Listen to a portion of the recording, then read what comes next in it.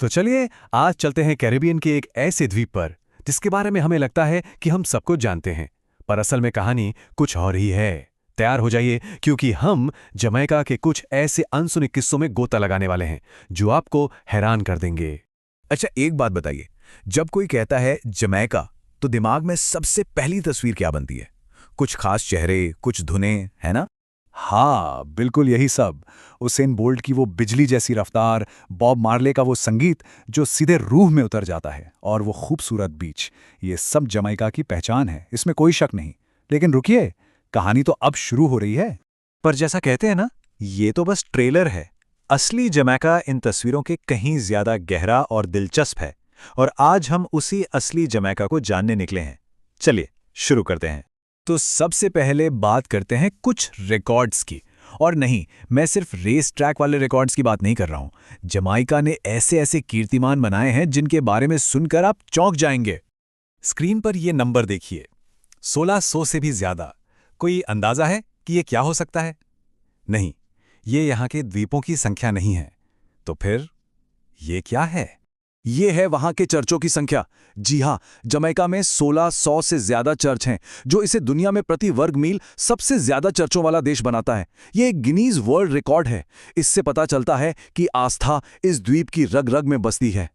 अब जरा टाइम में पीछे चलते हैं, 1800 के दशक में। सोचिए, जब दुनिया के बड़े बड़े देश रेलगाड़ी के बारे में बस सोच ही रहे थे, तब जमैका ने कमाल कर दिया था। इंग्लैंड के सिर्फ 18 साल बाद ही उन्होंने अपना खुद का रेलवे नेटवर्क बना लिया।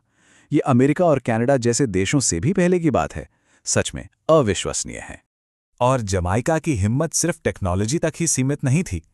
जब पूरी दुनिया दक्षिण अफ्रीका में हो रहे अन्याय पर लगभग खामोश थी, तब ये छोटा सा द्वीप शेर की तरह दहाड़ा। जमाइका दुनिया का पहला देश था जिसने रंग भेद के खिलाफ खड़े होकर दक्षिण अफ्रीका पर आर्थिक पाबंदियां लगाईं। ये दिखाता है कि इस देश का दिल और इसकी हिम्मत कितनी बड़ी है।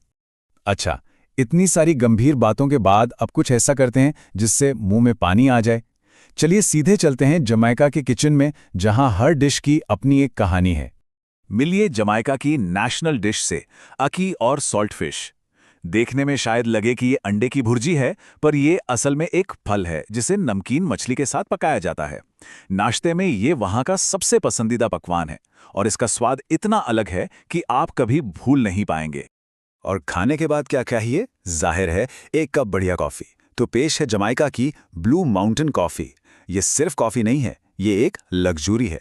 दुनिया की सबसे बेहतरीन और सबसे महंगी कॉफ़ी में से एक, जो सिर्फ जमैका के ऊंचे धुन भरे पहाड़ों पर ही उगती है।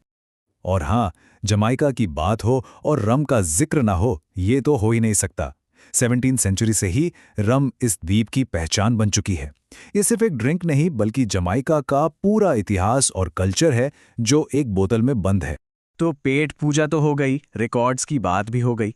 अब वक्त है जमैका के दिल में झांकने का।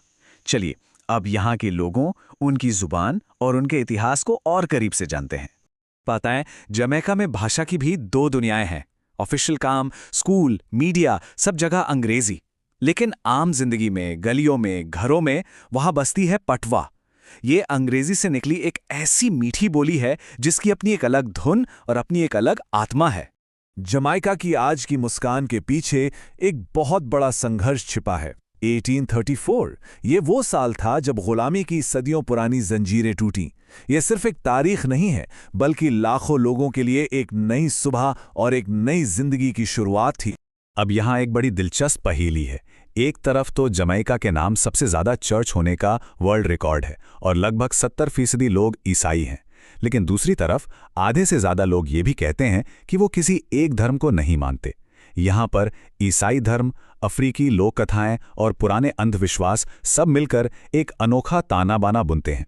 और अब आखिरी और शायद सबसे हैरान करने वाली बात, ये छोटा सा द्वीप जो दुनिया के नक्शे पर मुश्किल से दिखता है, इसने पूरी दुनिया पर इतना गहरा असर डाला कैसे?